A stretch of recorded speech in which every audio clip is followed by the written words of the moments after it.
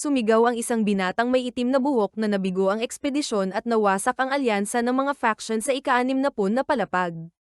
Habang natatakpan ng dugo, siya'y nananawagan ng tulong para ipadala sa kanyang mga kasama na nasa malalim na mga palapag pa. Ang babaeng mandirigma na may gintong buhok na pinagmumulan ng pagnanasa ni Belle ay wala sa kinaroroonan, na nagdudulot sa kanya ng kawalang pag-asa sa pagkakaalam na nabigo at naubos ang Loki Familia sa 60th floor ng dungeon. Talakayin natin ang kabuuan ng Danmachi Season 6, kung ano ang mangyayari pagkatapos ng wargame ng Freya at Hestia Familia, paano magpapaalam si Rio kay Goddess Astrea, at paano siya sasali sa Hestia Familia. Gaya ng nakita natin sa huling episode ng Season 5, gustong huminto si Freya sa pagiging goddess at maging normal na babae na lamang bilang si Sir. Sa unang kabanata ng Volume 19, na kung saan ay ito ang magiging Season 6 ng animated series. Mayroon silang pagdiriwang pagkatapos ng Great Faction War at walang sino man sa mga residente ang tila nakakaalala kung ano ang nangyari bago at pagkatapos. Sa madaling salita, kakaunti lang ang nakakaalam na si Goddess Freya ay si Miss Sir. Kasabay nito, kumalat ang tunay na pagkakakilanlan ni Sir sa iba pang mga goddess. Bagaman pinayagan ni Hestia, bilang kinatawan ng alyansa ng mga faction, ang pag-iral ni Sir, ay tila nararapat ang antas ng kaparusahan na ito. Sinasabi ng maraming tao, lalo na ang mga goddess, ang nag-iisip na masyadong magaan ang antas ng parusa na ito, ngunit ang taong iyon ay wala na ring katayuan, reputasyon, o kahit kayamanan. Kung gayon, hindi niya ito dapat bayaran bilang goddess, kundi bilang isang normal na babae. Ganoon din ang sitwasyon sa mga miyembro ng Freya Familia. Bukod sa pagsunod sa utos ni Mama Mia, kailangan din nilang magtrabaho sa tavern nito, dahil gusto nilang mabawasan ang pasanin ni Sir.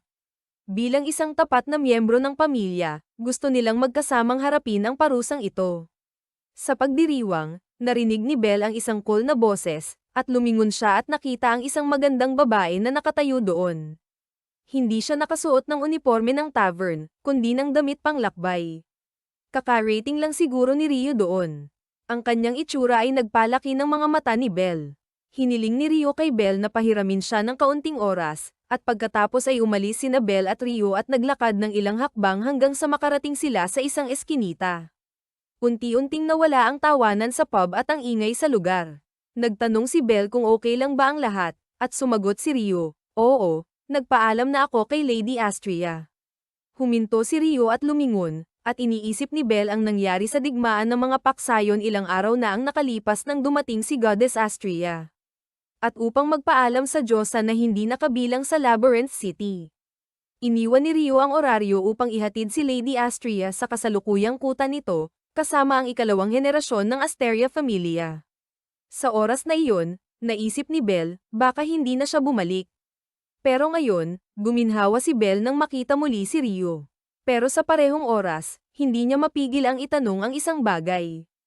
Okay lang ba talaga kung hindi ka nababalik sa Asteria Familia?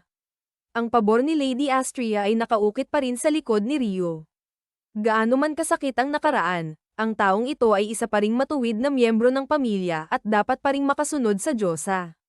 Sabi ni Belle sa sarili niya, kung siya ang nasa posisyon ni Rio, siguradong matitinag ang puso niya kung kailangan siyang mawalay kay Hestia.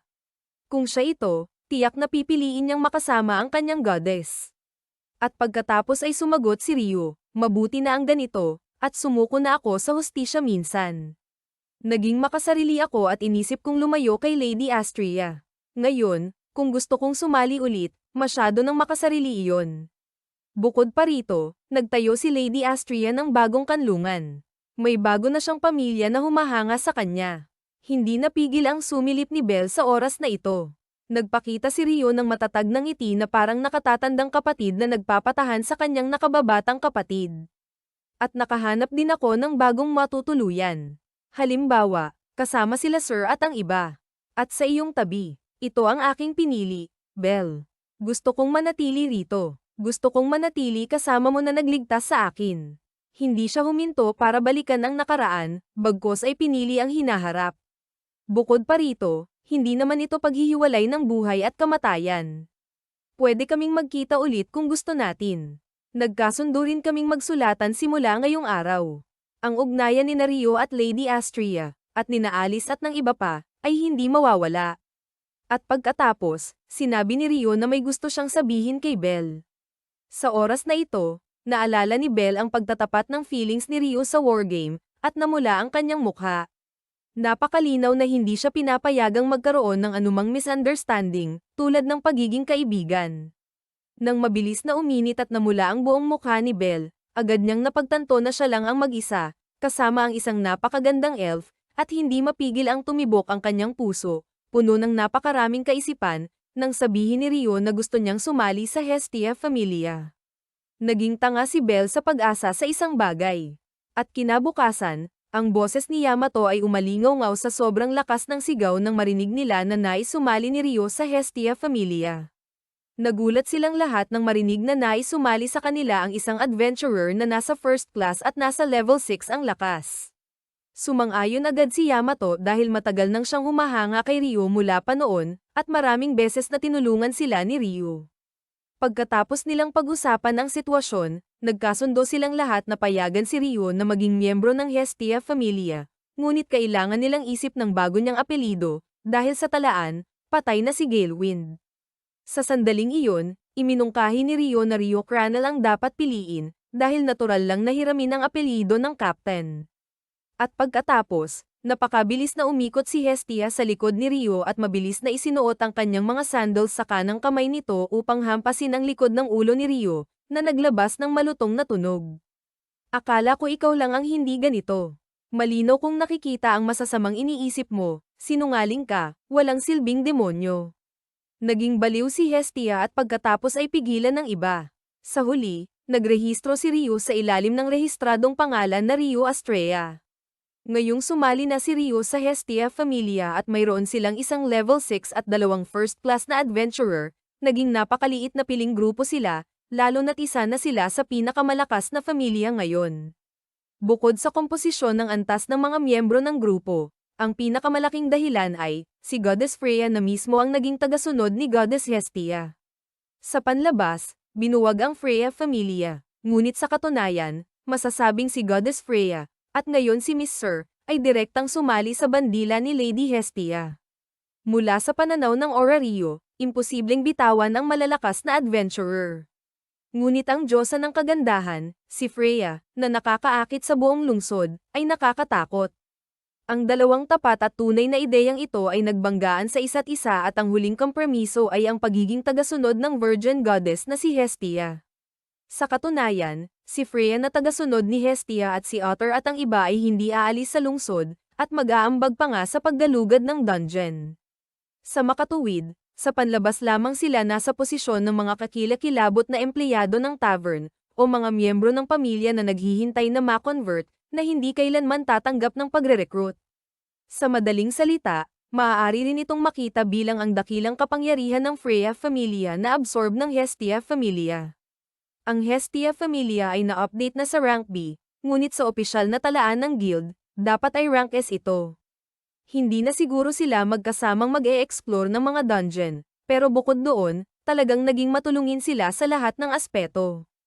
Ang pinaka-pinag-aalaga ang mga tao ay ang mga gwardya na tinalakay din sa pagdiriwang noong nakaraang araw. Hiniling ni Sir kay Hogni, Hadin, at sa iba na magbantay sa paligid ng base area, lalo na sa paligid ni Haruhime, 24 hours sa isang araw. Bukod pa rito, matapos malaman na buhay pa si Galewind, tila madalas lumitaw ang mga taong may galit kay Ryo, ngunit ang mga ito ay inaalis lahat ni Hadin at ng iba pa kasunod ng mga tagubilin ni Sir. Sa madaling salita, ang Hestia Familia ay nasa ilalim na ng proteksyon ng matatapang na adventurer, kabilang na ang mga adventurer na nasa first class. Sa pinakamalalang sitwasyon, kung wala sina Sir at ang iba, mahihirapan si Ryo na sumali sa Hestia Familia. Dumating si Aina para itala ang impormasyon ng lahat ng miyembro ng Hestia Familia. Si Lily at si Haruhime, kasama si Belle, ay na-upgrade. Pagkatapos ay nagtanong si Aina tungkol sa posisyon ni Ryo. Talaga bang siya ay isang magic swordsman? Well, sabi niya qualified siya sa lahat ng posisyon, kaya pupunta siya kung saan may kakulangan ng tao. Pwede rin siyang maging forward or isang defender. At sinabi rin niya na maaari din siyang gumanap bilang isang therapist o healer. Lahat sila ay nagulat at hindi maiwasang mapatulala. At si Aina, na nagsusulat ng mga tala gamit ang panulat na balahibo. Ilang beses ding napahawak sa kanyang salamin na malapit ng mahulog.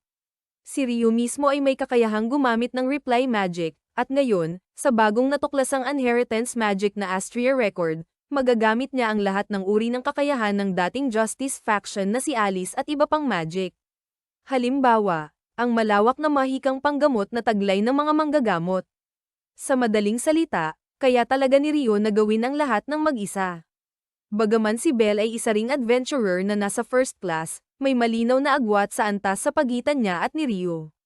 Masasabing ang pagdagdag ni Ryo ang nagpatibay at naging solid ang Hestia Familia. Pagkatapos ng pag-uusap, sinabi ni Belle na iniisip niyang pumunta sa bagong floor ng dungeon. Gusto niyang bumaba pa sa ika-27th floor. Pagkatapos maranasan ang insidente ng saboteur, kahit hindi pa lubos na nasusuri ang mahiwagang 25th floor, hindi na ito dapat maging problema.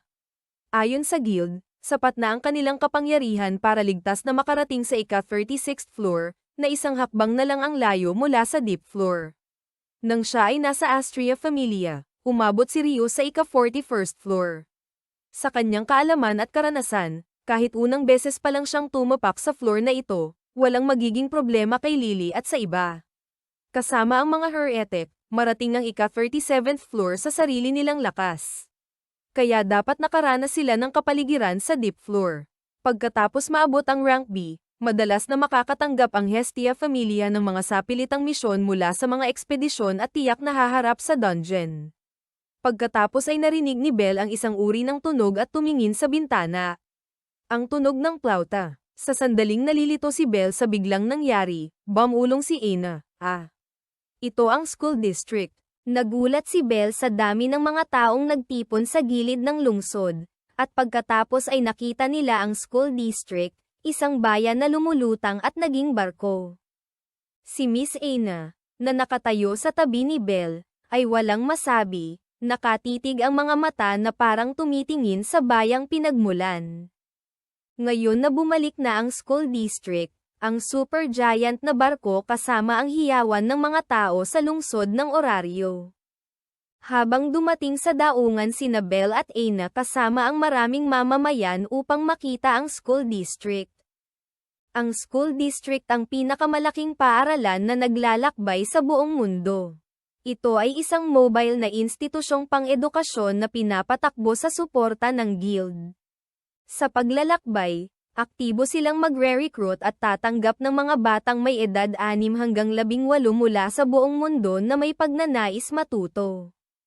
Mas marami ang sinasabi ni Miss Aina tungkol sa school district dahil minsan siyang naging estudyante doon. Kinidnap si Belle ni Hermes at sinabihan si Belle na pasukin ang school district at magpanggap na isang level 1 adventurer dahil sa alitan sa pagitan nito at ng oraryo.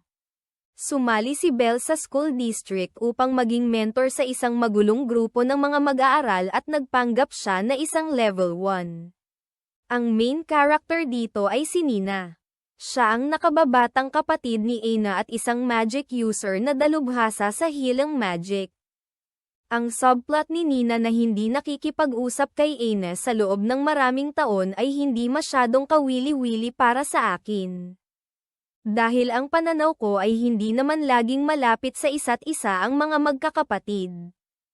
Ang isyong ito ng magkakapatid ay nasa arc rin ni Freya kasama ang iba't ibang karakter tulad nina Allen at Anya, kaya malinaw na may pananaw ang author kung paano ito dapat. Pero kahit walang pagpapahalaga dito, talagang naramdaman ko ang tunay na koneksyon sa pagitan ni Nina at Belle. Ang determinasyon ni Nina na tulungan si Belle sa pag-aaral nito at ang kanyang mapagmalasakit na saloobin ay matibay na pundasyon para sa kanilang pagkakaibigan. Sa kanyang pag-aaral, mas nagiging mapagmasid si Belle sa paraan ng pakikipag-ugnayan ng iba sa isang grupo at kung paano sila pamahalaan.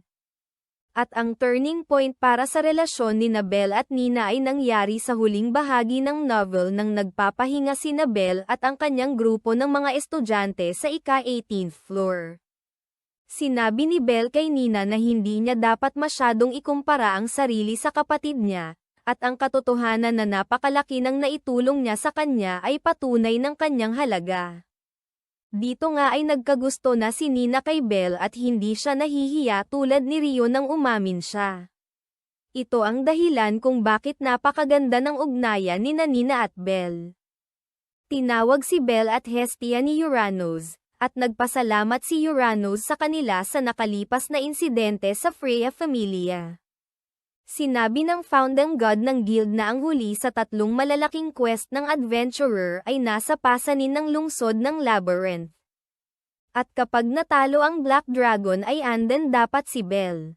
Dahil dito, umaasa si Uranus kay Belle na tignan din niya ang labas ng lungsod at hindi lang sa dungeon. Sana mapalawak at mapalalim niya ang kanyang kaalaman. Dahil ang huling dragon na tinatawag na Black Dragon ay nasa labas ng oraryo. Bagaman hindi niya ito direktang sinabi, hindi na itinago ni Hermes ang kanyang pagnanais na gawing bayani ng kasalukuyang panahon si Belle. Sa madaling salita, talagang gusto ni Uranus na pumasok si Belle sa school district para mapalawak ang kanyang kaalaman. At pagkatapos ay tila nagkaroon ng ideya si Hermes na subukan ito at sinabi ang katotohanan. Sinabi ni Hermes, ang pinakamahalagang bagay ay may isa pang level 7 bukod kay Otar at gusto niyang makipag-ugnayan si Belle sa kanya.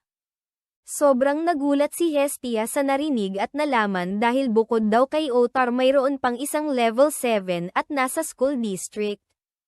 Ayon kay Hermes ang level 7 na ito ay isang natatanging tao na tinatawag na modern hero. Kinausap ni Belle si Hestia at sinabi niyang gusto niyang makita at pumasok sa school district.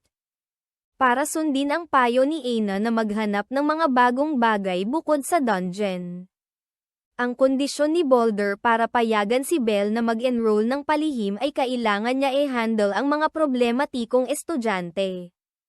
Naniniwala rin si Hestia na kailangan ni Belle ng mas maraming pahinga hanggat maaari, kaya pinayagan niya si Belle na mag-enroll sa school district. Pagkatapos makakuha ng pahintulot mula sa kanyang pamilya, pumunta si Belle sa school district 3 araw pagkatapos matanggap ang imbitasyon. Pumasok si Belle para makilala si Boulder ang goddess ng school district at headmaster. At dito nga ay pumasok ang isang lalaki na nakasuot ng itim na uniporme ng guro.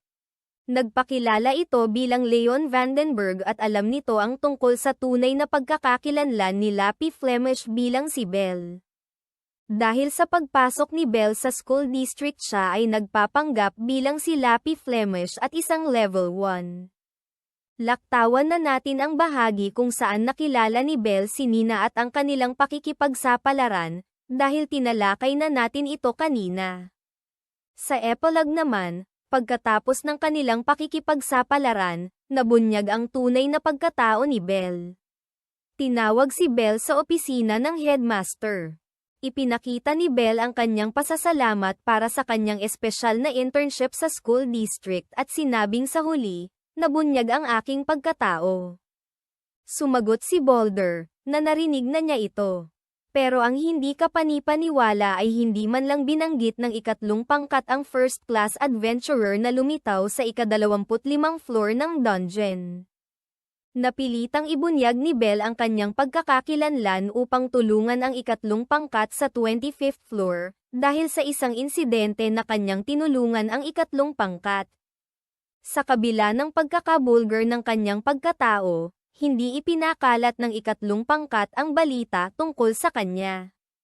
Ang huling tao bukod sa kanila sa opisina ng headmaster ay si Teacher Leon na mapait na ngumiti habang binabasa ang report. Ang taong ito ay mas dedicated kaysa kaninuman para iligtas ang marami sa mga biktima.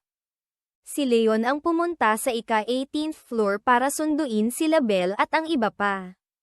Sinabi ni Leon na tinulungan ni Belle si Nina sa kanyang mga problema gaya ng kanyang inaasahan. Sinabi ni Leon na gusto niyang makasama si Belle sa isang adventure, at tinawag niya si Belle sa pangalan nito sa unang pagkakataon. Nang tanungin ni Boulder kung nakipag-usap na si Belle kay Nina mula noon, sinabi ni Belle na awkward ang sitwasyon sa pagitan nila. Pero sabik niyang sinabi kay Boulder na makikipagkita siya sa kapatid niya.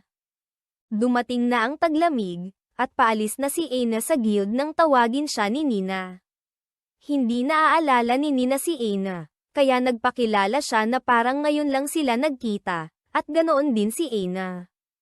Sinabi ni Nina na humihingi siya ng paumanhin dahil hindi siya sumagot sa mga sulat ni Aina. Gayunpaman, sa school district ay marami siyang natutunan na mahahalagang bagay mula sa isang taong mahalaga sa kanya. Tinanong ni Aina kung kaklase niya ang taong iyon, pero sumagot si Nina na si Belle Cranell ito, na ikinagulat ni Aina. Sinabi ni Nina na si Belle ay isang kamangha-manghang adventurer at madalas siyang nailigtas nito. Akmang tatanungin ni Aina kung nahulog na si Nina kay Belle nang ipahayag ni Nina na sasali siya sa Hestia Familia, na lalong ikinagulat ni Aina. Ganap na hindi pinansin ni Nina ang reaksyon ni Aina, at ang sinabi nitong mayroon nang nagugustuhan si Belle, na kanyang hinahangaan. Nangako si Nina na si Aina ang dapat magrehistro sa kanya bilang isang adventurer. Sa pagpapatuloy ng kwento sa Volume 20, nagsisimula ang prologue sa isang flashback ni Leon, na nagsasabing nakita niya ang isang bayani sa abot tanaw kung saan nagtatagpo ang langit at dagat. Kasing itim ng tila katapusan na ng mundo sa gitna ng ganap na kadilimang iyon. Isa sa mga colossal beast, ang maalamat na halimaw sa dagat na tinatawag na legendary Leviathan na may katawang napakalawak na may kakayahang wasakin ang buong mundo. Isang nilalang na lumilikha ng mapanirang alon sa simpleng paggalaw lamang, hindi mailalarawan sa simpleng salita, ay nagwasak at dumurog sa lahat. Habang ang mga lumilipad na patak ng tubig ay parang mga bala. Ang napakalaking kuta sa dagat, na kilala bilang School District, ay ganap na nawasak. Sa huling kailaliman ng karagatan, nakatatak ito sa mga mata ni Leon habang nakakapit sa isang tabla ng barko at wala siyang magawa kundi tumingin ng may pagkamangha. Labis na humanga at namangha si Leon nang makita niya si Althea na pinigilan ang bagyo at malakas na hangin sa pamamagitan lamang ng kanyang presensya. Sa mga hindi nakakaalam, si Althea ay ang auntie ni Belle. Nasaksihan ni Leon ang labanan ng babaeng mandirigmang ito laban sa maalamat na halimaw. Lumulutang sa hangin si Althea habang nagkakagulo ang Loika sa kaguluhan ng magic vortex. Patuloy siyang kumanta kahit may sariwang dugo sa kanyang labi. Nagsasagawa siya ng napakahabang chant magic habang nakikipaglaban sa maalamat na halimaw sa tulong ng mga miyembro ng Zeus at Hera pamilya. Habang patuloy na ginagawa ni Althea ang kanyang mahabang pagbigkas ng mahika sa konsentrasyon ng enormous magical power. Natakot ang maalamat na halimaw at naglabas ng masidhing pagpapahayag ng pagdadalamhati o kalungkutan sa pag-atake at nagdulot ng pagputok ng alon. Ngunit ang nakasisirang pag-atake sa dagat na kayang lumamon at sumira sa lahat ay napigilan ng mga kasama ni Althea. Sa pamamagitan ng mahika ng mga kasama, na nakakapit sa kanilang mga sira-sirang bolsa, nabasag ang kaliskis ng halimaw. At pagkatapos, isang solong pag-atake mula kay Althea, isang babaeng mandirigma na ginagamit ang kanyang pinakamalakas na mahika ay nagpabagsak ng libu-libong liwanag. Ang rurok ng isang mapang wasak na pagsabog ay bumalo sa lahat. Sa huling sandali, bago tuluyang mawalan ng malay si Leon, may narinig siya sa mundong ito. Ito ang matagumpay na sigaw ng mga bayaning nag-api sa maalamat na halimaw. Bumalik tayo sa kasalukuyan, napagtanto ni Leon na ang mundo ay kailangan ng mga bayani. Tumingala si Leon mula sa tore ng templo, ang tulay na tumataas sa gitna ng napakalaking barko, at tiningnan ang distrito ng paaralan. Nang marinig niya ang tinig ng kanyang Diyos na tinatawag siya, lumingon siya. Sinabi ni Balder na may mensahe na dumating mula sa Great Wall. Isa sa mga paghilik ay umabot mula sa lambak. Gusto kong marinig ang opinyon ng isang ditaong Diyos. Gaano karaming oras sa tingin mo mayroon tayo? 12 araw. Ang sagot ni Balder ay maikli at tiyak na hindi nagduda si Leon dito. Tumango siya ng dahan-dahan. Sa kasong iyon, Pupunta ako, at kung maaari, gusto kong magdala ng ilang kasama. Sinabi ni Leon na gusto niyang makausap si Belle kasama siya. Ang mga mata ni Balder na palaging nakapikit ay bahagyang kumerba, bumubuo ng isang mainit na ngiti. Ngumiti rin si Leon bilang tugon, habang huling sinilip ito, ang manlalakbay na may kasunduan ako. Gusto kong samantalahin ang pagkakataong ito upang mangarap ng isang bagong bayani. Sa Kabanata 1, bumalik si Belle sa base ng Hestia Familia matapos tapusin ang kanyang misyon sa distrito ng paaralan sa ilalim ng alias na Lapi Flemish. Si Nina, isang half-elf na manggagamot ng klase ng Balder sa distrito ng paaralan, pansamantalang sumali sa Hestia Familia bilang bahagi ng internship program na aprobado ng guild. Ipinapakita ni Nina ang interes at paghanga kay Belle, na nagdudulot ng tensyon at awkward na mga sandali sa pagitan ng mga babaeng miyembro ng pamilya, tulad ni Rio, Hestia, at Lily. Ang Hestia Familia ay tumanggap ng isang mandatory quest mula sa guild upang tuklasin ang ika-29 na palapag ng dungeon, Dense Forest Ravine, bilang bahagi ng kanilang mga kinakailangan para sa B-level na promosyon. Sa mga paghahanda, iginiit ni Nina na makilahok sa ekspedisyon, sa kabila ng pagdududa ni Lily at Ina. Sinuportahan ni Rio ang kanyang pagsali, binanggit ang kanyang pagiging kapaki-pakinabang bilang isang manggagamot upang mabawasan ang paggamit ng mga potion at supply. Ang tensyon sa pagitan ng guild at ng distrito ng paaralan ay lumalala, na nagresulta sa pagsuspinde ng mga pagsasanay at kolaborasyon sa pagitan ng dalawang entidad. Ang pamilya Hestia ay humaharap sa mga kahihinatnan ng pag-alis ni Nina, na bumalik sa distrito ng paaralan matapos ang pagsuspinde ng kanyang internship program, na nag-iiwan sa mga miyembro ng pamilya na nagluluksa sa kanyang pagkawala, lalo na't mayroon siyang potensyal bilang isang pangunahing manggagamot. Samantala, ang mga Diyos ng Orario, na pinangunahan ni Hermes, ay nakialam upang gawing isang organisadong kaganapan ng hidwaan, ang Urban Competition Festival, isang serye ng mga paligsahan sa pagitan ng Orario at ng School District upang simbolikong at tiyak na malutas ang mga tensyon. Pagkatapos, nagkikita sina Ice at Belle sa hindi inaasahang pagkakataon sa mga kalye ng Orario. Nag-alok si Ice na mag-ensayo silang magkasama, at si Belle, na nasa sabik sa pagkakataong mapabuti sa ilalim ng gabay ni Ice, ay tumanggap. Sa panahon ng pagsasanay, sinubak ni Ice ang mga kasanayan ni Belle gamit ang mga advanced na galaw, binibigyang diin ang kanyang pag-unlad, ngunit ipinapakita rin ang mga bahagi kung saan kailangan pa niyang mag-improve. Nahaharapin ni Belle ang isang mahalagang desisyon, kung aling panig ang susuportahan sa labanan na ito, dahil ang kanyang katapatan sa parehong Orario at sa distrito ng paaralan ay naglalagay sa kanya sa isang mahirap na posisyon. Sa Kabanata 3, ang mundo, ang pista, at ang katotohanan. Noong nakaraan, sinundan ni Leon Vardenberg si Zald, isang level 7 na ehekutibo, mula sa Zeus Familia papunta sa malalim na palapag ng piitan, at nakita niyang talunin nito si Udies sa isang iglap. Si Zald ay may pinakamagaling o pangalawang pinakamagaling na kasanayan sa espada sa mga miyembro ng Zeus at Hera Familia, kaya't nais ng tao na nakawin ang kanyang teknik upang makapagputol ng bundok. Pinayagan ni Zald si Leon na makita ang kanyang teknik, dahil si Leon, kasama sina Ottar, Finn, Reveria, at Gareth, ay may sapat na talento upang maging malakas na sapat para kay Zald na lamunin at maging mas malakas. Natalo ni Zald ang Behemoth at sinabi ni Ottar, na nakakita ng laban, na kahit si Leon ay hindi ito nakita na ang hampas na pumatay sa Behemoth ay mula sa isang mananakop. Sa kalaunan, tiningnan ni Leon ang mga bayani bilang mga mananakop nang makita niyang tinalo ni Althea ang Leviathan. Ang mga bayani na iyon ay sa kalaunan ay winasak ng natitirang Black Dragon. Sa madaling salita, natutunan at kinopya ni Leon ang kasanayan ng pinakamalakas na pamilya at ginawa itong sarili niyang kasanayan at pinangalanan itong Afterglow. Ngunit kahit na ganoon, naniwala si Leon na ang pinakamataas na teknik na natutunan niya ay hindi dapat mawala upang mapaglabanan ang Black Dragon at mapagtagumpayan ang kapahamakan.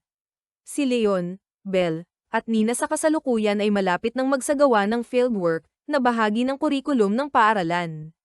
Sabi ni Leon, mayroong talagang kailangang imbestigahan sa Hilaga. Mamadaliin nila ang mga bagay-bagay para makabalik sila sa tamang oras para sa Orariopiad. Si Leon ay patuloy na tumatakbo patungo sa destinasyon kasama si Belle, na sumusunod sa likuran habang buhat-buhat si Nina. Titigil sila kung may mga halimaw na lalabas at sisiguraduhin nilang wala ng buhay na may iwan upang maging ligtas ang mga kalapit na nayon. Sa panahong ito, nakita ni Belle ang mabilis at malakas na kasanayan ni Leon sa paggamit ng espada, na kanyang hinangaan at pinaniniwala ang maaaring manalo laban sa ganap na depensa ni Adar. Pagkalipas ng 3 araw mula nang umalis sa Aura Rio, dumating ang grupo sa mga labi ng isang bayan na nawasak, kung saan kalahati ng mga residente nito ay pinatay ng isang dragon matagal na panahon na ang nakalipas. Nagtataka si Belle kung okay lang ba para sa mga adventurer sa Aura Rio na manatili sa kanilang kalagayan, sa kabila ng krisis na kinakaharap ng mundo. Sabi ni Leon na hindi maganda ang maging padalos-dalos, at ang pagkatalo sa Black Dragon ay nangangailangan ng maingat na paghahanda. Ang mga bayani mula 15 taon na ang nakalipas ay napakalakas, kaya't ang kanilang pagkawala ay isang malaking dagok sa mundo. Tinanong ni Belle kung kilala ni Leon ang mga miyembro ng Zeus at Hera na pamilyar, na sinagot niya na lumahok siya sa laban-laban sa Leviathan. Pero hindi talaga nakipaglaban si Leon sa Leviathan kasama ang mga bayani. Nang unang makilala ni Leon si Boulder at matanggap ang fauna mula sa kanya, nilagpasan niya ito at agad na pumasok sa piitan. Susubukan ni Leon na bugbugin ang sinumang hindi niya gusto, ngunit imposibleng gawin ito sa mga mula sa Zeus at Hera families. Yung mga bayani na iyon ay nagdulot ng kaguluhan sa buong syudad, at si Leon, kasama sina Adar, Finn, at iba pa, ay pinapalo ng mga ito. Si Leon ay huminin sila at patuloy na susundan ang kanilang mga likod, kahit gaano pa siya mapahiya. Sa isang flashback, nagmumuni-muni si Leon sa kanyang sarili na ang mga bayani mula sa Zeus at Hera families ay tiningnan bilang mga bulok na tao bago nila natalo ang Behemoth at Leviathan. Hindi nila tinatanggap ang pag-iral ng mga mahihina at madalas nilang binubugbog ang mga ito. Mas masahol pa ang Hera familia kaysa sa Zeus familia. Ang level 9 Captain Empress at Alphaya ay madalas na pinapalo si Leon, kasama ang iba pa tulad ni Adar at Finn. Sa kabila ng galit at kahihiyan, determinado si Leon na habulin ang liwanag ng mga bayani. Ngunit sa laban-laban kay Leviathan, nakita niya ang mga taong kinamumuhian niya, sina Zeus at Hera familia, bilang mga bayani, at ang kanilang liwanag ay nagbigay ng pag-asa sa kawalang pag-asa na kanyang nakita. Ang mga bayani na iyon ay natalo ng Black Dragon, ngunit ang kanilang liwanag ay nananatili pa rin. Ang kanilang nalampasan ay isang kalooban na iniwan ng Zeus at Hera families matapos silang talunin ng Black Dragon. Sa kasalukuyan, ang tao ay mayroon ng lakas na putulin ng isang burol, na pinasigla siya ni Alphaya na gawin noon. Ipinapakita lang nito na labis na hinahangaan ni Leon si Alphaya. Gusto ni Leon na mas maraming bayani ang bumangon at magbigay ng liwanag na hihigit pa sa nakakamanghang tanawin na nakita niya. Ipinahayag niya na ang tunay na layunin ng fieldwork ay upang obserbahan si Belle bilang isang potensyal na bayani. Magtatapos ang fieldwork kinabukasan, at magkakaroon ng isang pakikipagsapalaran kung saan susuriin ni Leon ang kakayahan ni Belle. Sa Aura Rio, nagsisimula ang Aura Rio Payad bilang isang serye ng 5 kinatawang laban na magaganap sa loob ng 6 na araw, at ang panig na unang mananalo ng 3 laban ang magiging panalo. Nagsimula ang laban sa ika-6 na araw. Walang hirap at madaling nanalo ang oraryo na nilahukan ni Rio Aspi at Ayesha. Ngunit ang lahat ng mga goddess lalo na ang mga taga-Skull District ay nagrereklamo dahil sa pagsali ng isang level 6 na si Rio, at sobrang overpowered. Naiinis at naiinggit ang ibang mga goddess dahil sa sobrang lakas ni Rio hindi daw patas dahil hindi matched ang level niya sa tunay niyang lakas. Nagsasabing sobrang lakas niya para sa isang level 6. Gayunpaman, nang dumating ang grupo ni Belle sa kanilang destinasyon, nakita nila ang isang buhawi na umaabot sa langit tulad ng bubble sa Aura Rio, at sapat na kalaki upang lamunin ang isang malaking lungsod. Ipinaliwanag ni Leon na ang bagyong espiritu ang nagtatakip sa itim na dragon, pinipigilan itong umalis sa lupang ito. Ang dakilang selyo ay nilikha sa pagtatapos ng sinaunang panahon at simula ng panahon ng mga Diyos. Matapos nakawin ng dakilang bayani na si Albert ang isa sa mga mata ng itim na dragon at lumipad palayo, nagbigay ng utos ang itim na dragon sa lahat ng mga dragon sa ibabang mundo na magtipon-tipon dito. Sinasabi ng mga Diyos na ito ay upang makakuha ng pagkain upang maibalik ang nawalang mata nito. Noong nagtipon-tipon na ang karamihan sa mga dragon, isang dakilang espiritu ang naghandog ng sarili upang likhain ang selyo na nagtrap sa lahat ng mga dragon, kasama na ang kanilang hari. Ang lugar na sakop ng malaking buhawi ay tinatawag na lambak ng mga dragon. Tuwing ang nakasiguro at natutulog na itim na dragon ay humihilik, nagiging sanhi ito ng isang baluktot na nagpapahintulot sa ibang mga dragon na makatakas at magdulot ng pagkawasak sa mas mababang mundo. Isang espesyal na aparato ng hadlang na ginawa ng distrito ng paaralan ang naka-install sa base ng buhawi, sa isang bilog upang mapanatili at mapalakas ang selyo. Habang nakatayo sila sa ligtas na distansya mula sa buhawi, humiling si Leon kay Nina na ilabas ang isang mahiwagang bagay at isang kristal na bola mula sa backpack na dala nila. Akala ni Belle na naisip lang niya na may nakita siya sa mga ulap sa itaas ng buhawi. Sinabi ni Leon na nagsisimula na ang pakikipagsapalaran at agad na in-swing ang kanyang espada sa ulo ni Belle. Ang kristal na bola sa lupa ay nagliwanag at isang sinag ng liwanag ang tumataas sa kalangitan, na napagtanto ni Belle na ang nangyayari sa kanilang lokasyon ay naipapalabas sa pamamagitan ng isang banal na salamin. Sinabi ni Leon kay Belle na ang kanilang laban ang magpapasya kung sino ang mananalo sa pagitan ng Orario at ng paaralan. Ang mga tao sa Orario at sa distrito ng paaralan ay sumisigaw para kay Belle at Leon, na malapit nang maglaban sa huling laban ng Orario Pride, na nagaganap malapit sa lambak ng dragon. Ang mga miyembro ng Hestia Familia, na hindi pa nakikita si Belle sa loob ng ilang panahon, ay nagulat sa simula, ngunit kalaunan ay sumuporta rin sa kanya. Tinanggap ni Belle ang hamon ni Leon sa isang duelo dahil nais niyang maging mas malakas upang makahabol sa taong hinahangaan niya. Si Belle gamit ang kanyang Hestia knife at si Leon gamit ang kanyang longsword ay unang nagbanggaan sa kanilang mga armas. Nagpakawala si Belle ng 10 sunod-sunod na firebolt, ngunit agad na pinutol ni Leon ang mga ito sa piraso. Hindi mapigilan ni Belle ang ngumiti habang pinapawisan sa level 7 na nakatayo sa tuktok, kasama si Otter. Ang mga estudyante sa paaralan, na nauunawaan ang kahalagahan ng pagtagal ng higit sa 3 segundo sa pakikipaglaban kay Leon, ay nagsisimulang kilalanin ang lakas ni Belle. Ang mga estudyante ay nagulat nang makita nilang nagcast si Nina ng healing magic kay Belle. Si Nina, na pinahusay ang kanyang teknik sa pagpapagaling ng mga gumagalaw na target dahil kay Lily at Rio. Patuloy na pinapalakas ni Nina ang pisikal na lakas ni Belle habang humihingi ng tawad kay Leon dahil sa tingin niya ay hindi patas ang laban. Walang pakialam si Leon dahil dinala si Nina kasama nila Belle sa biyahe na ito upang bigyan siya ng ganitong kapansanan. Hindi rin nag-aalala si Belle na tumanggap ng tulong dahil sanay na siya rito. Hindi na kailangang mag-alala ni Belle na mawalan ng lakas dahil patuloy siyang pinagagaling ni Nina, pero nagulat siya nang mapansin niyang ang kanyang isip, na nauubos, ay naibalik din. Ipinaliwanag ni Leon na ang magiya ni Nina, Chris, ay nagbibigay daan din sa kanya na ibahagi ang kanyang isipan sa kanyang target. Ang pagdinig ng higit panghalaga ni Nina ay nagpapalakas ng kagustuhan ni Belle na sumali siya sa Hestia Familia, na hindi magiging problema kung manalo ang Aurario sa Aurario Pride. At pagkatapos ay inactivate ni Leon ang kanyang magic na Blades of Round, na naglalabas ng isang one-handed sword na gawa sa magic sa kanyang walang kamay na kaliwang kamay, at bumilis ang bilis ni Leon.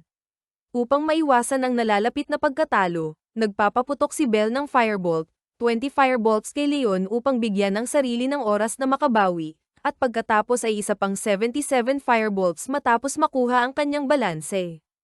Ang kambal na Swords of Light ni Leon ay umabot sa kanilang limitasyon at nabasag matapos tamaan ang lahat ng firebolts na ipinapaputok sa kanya. Idinagdag ni Leon na, simula sa agility, pagkatapos ay dexterity, strength, endurance, magic, skill, at iba pa, isa lamang sa mga ito ang tumataas pagkatapos masira ang bawat sandata, kaya hindi ito kasing epektibo ng Beastification ni Odor na kayang pataasin ang buong status ng sabay-sabay.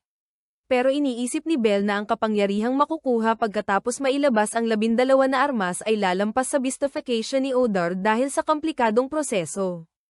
Maaaring ito ay maihahambing sa level boost, na may ilang stats na mas mataas pa kaysa sa nakuha mula sa pagtaas ng ranggo. Ipinukol ni Leon ang palakol pababa gamit ang 2 kamay at lumikha ito ng Blade of Light na bahagyang naiiwasan ni Belle, kahit na nagpagalaw siya ng isang charged firebolt na nagpapabilis sa kanyang pag-iwas. Nahatak si Belle at Nina mula sa nilikhang shockwave, at nang bumangon si Belle, nakita niya ang kalahati ng burol na nawasak at naging isang malalim na bitak. Ito ang parehong mahika na ginamit ni Odor sa Great Faction War, pero mas pinino. Napagtanto ni Belle, Habang si Odor ay may ganap na depensa, si Leon ay may ganap na opensa. Ang ilan sa mga nanunood ng laban ay nakilala ang slash bilang teknik na sumasagisag kay Leon, at kilala sa kanila bilang Castle Slash. Sabi ni Hedin na, maliban sa Zeus at Hera Families, ang hampas ni Leon ang tanging kayang tumagos sa ganap na depensa ni Odor ng diretso. Naiinis si Alan na muling lumakas si Leon. Para sa mundo, si Leon ay kasalukuyang ang kandidato ng bayani na pinakamalapit sa huling bayani. Ipinaliwanag ni Leon kay Belle na tinatawag niyang afterglow ang teknik na ito.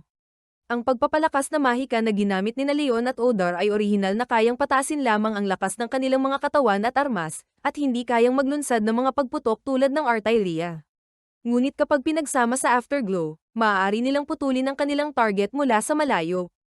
Parehong ninakaw ni Leon at Odor ang teknik na ito mula sa Zeus at Hera Families. Pero iniisip ni Belle na habang pinapahusay ni Odor ang kanyang teknik gamit ang kanyang napakalaking lakas, mas matalim at mas nakakatakot ang teknik ni Leon dahil sa mas mataas na antas ng kasanayan. Isa sa mga kondisyon para matutunan ng afterglow ay maging bihasa sa isang panggugupit na sandata tulad ng espada o palakol. Isa pang kondisyon ay ang pagkakaroon ng mahika o kasanayan, katulad ng pagpapalakas, kaya kwalipikado si Belle na matutunan ng afterglow. Matapos tulungan si Nina na makatayo, inilabas ni Leon ang great sword na ginawa ni Welf mula sa backpack at inihagis ito sa harap ni Belle. Sigurado si Leon na ang kakayahan ni Belle ang magdadala sa kanya upang makuha ang afterglow. Nang biglang lumitaw si Leon sa harap ni Belle at in-swing ang kanyang palakol, nagdepensa si Belle gamit ang great sword na kanyang nakuha. Sinabi ni Leon kay Belle na gamitin ang kanyang kasanayan at i-charge ito hanggat maaari gamit ang healing magic ni Nina. Hihintayin ni Leon na matapos ang pag-charge, at sa kanila tatamaan ang afterglow ng isa't isa. Tinanong ni Belle si Leon kung ano ang sinusubukan niyang gawin, na sinagot ni Leon na gusto niyang masterin ang afterglow. Nakataga na niya ang mga burol at kastilyo, pero gusto niyang patayin ang dragon gamit ang teknik na ito. Sinusunod ni Leon ang itinuro sa kanya ni Zeus at Hera Families, na makipagbanggaan sa ibang tao na nagnakaw din ng teknik na ito. Sa pamamagitan ng pagpapabuti sa isa't isa at paglalamon sa kanyang kalaban, ang kanyang afterglow ay maaaring umabot sa susunod na yugto. Nagatubili si Belle sa simula, ngunit nagpasya siyang abutin ang inaasahan ni Leon at humingi ng tulong kay Nina.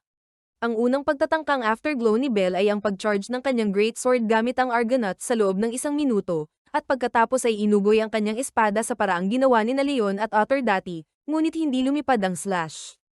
Kasabay nito, inugoy ni Leon ang kanyang palakol at inilabas ang kanyang afterglow, na tumama sa slash ni Belle na tinawag niyang mahina.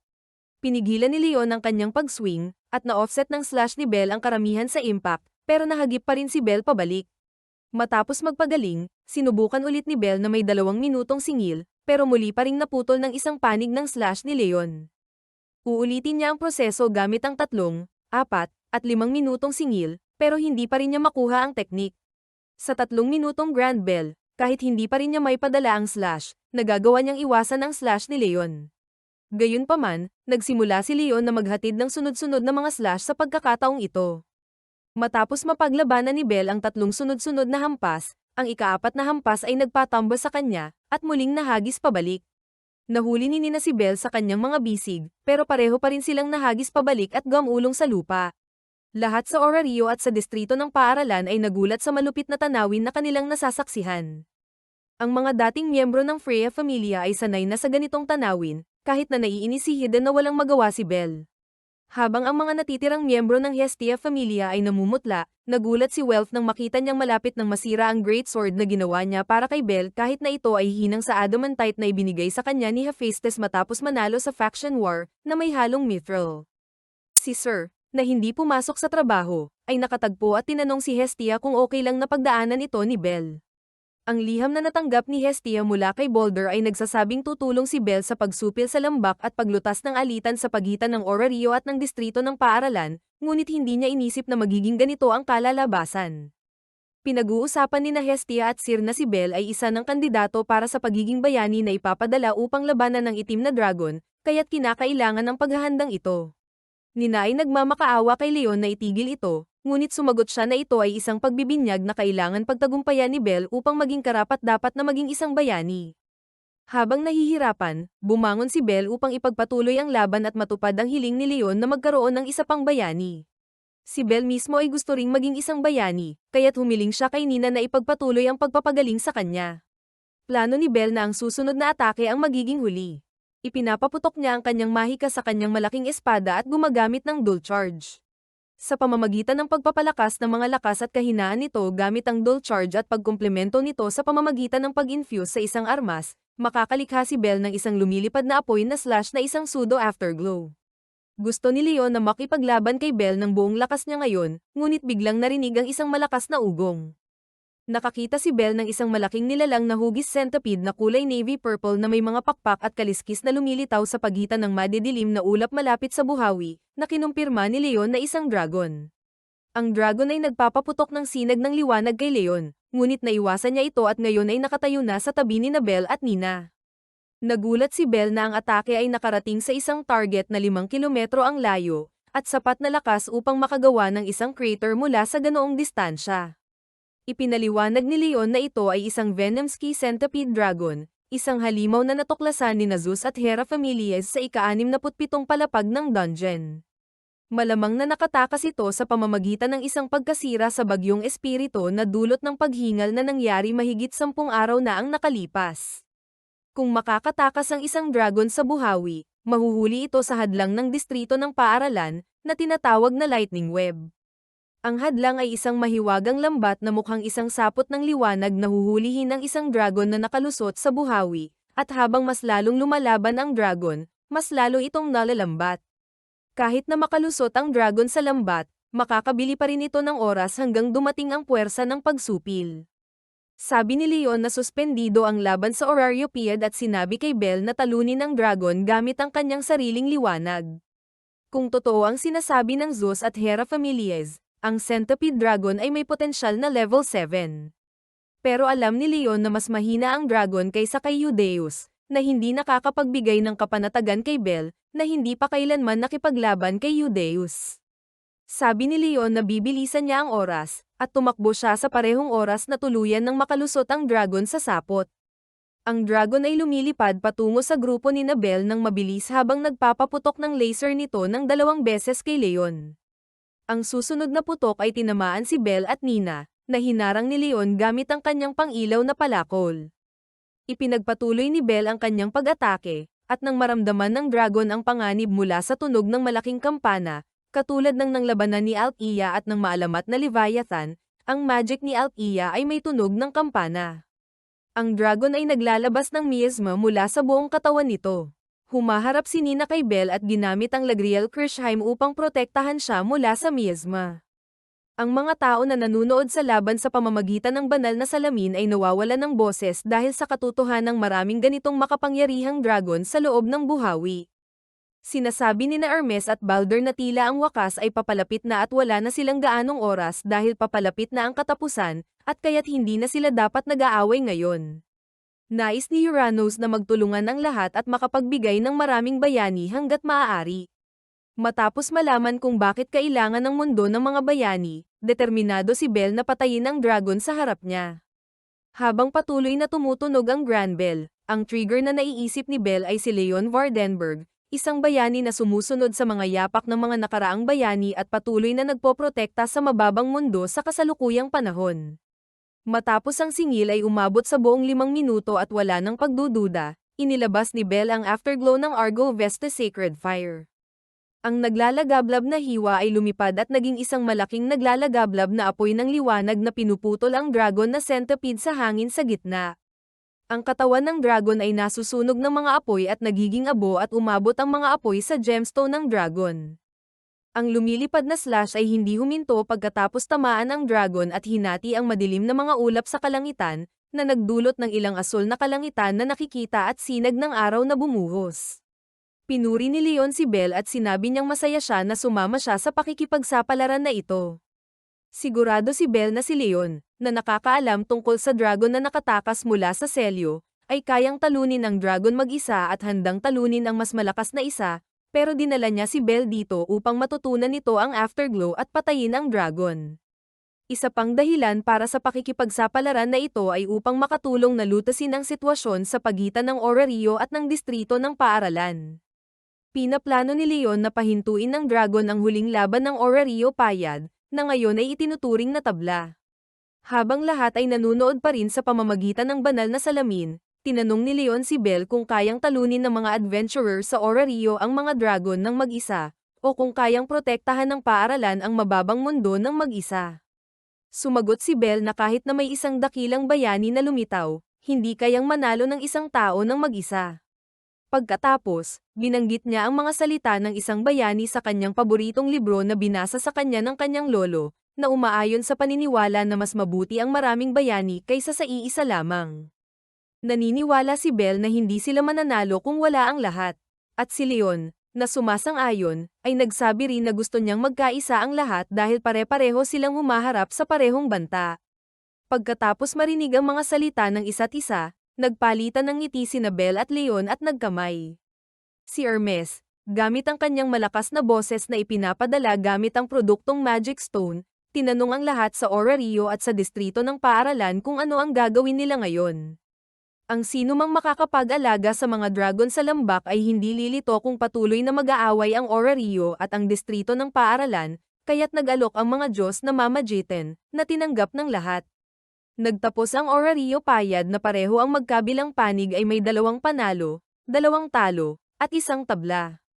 Sa tulong ng pakikialam ng mga Diyos, hindi na hinihingi ng paaralan ang pagbabalik ng kanilang orichalcum, at bilang kapalit, makikilahok sila sa plano na magtayo ng elevator sa dungeon.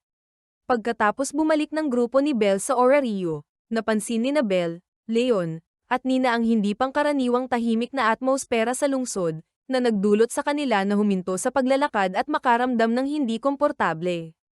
Naririnig ni Leon ang kaguluhan sa gitna ng lungsod, at iminungkahi ni Belle na pumunta sila roon.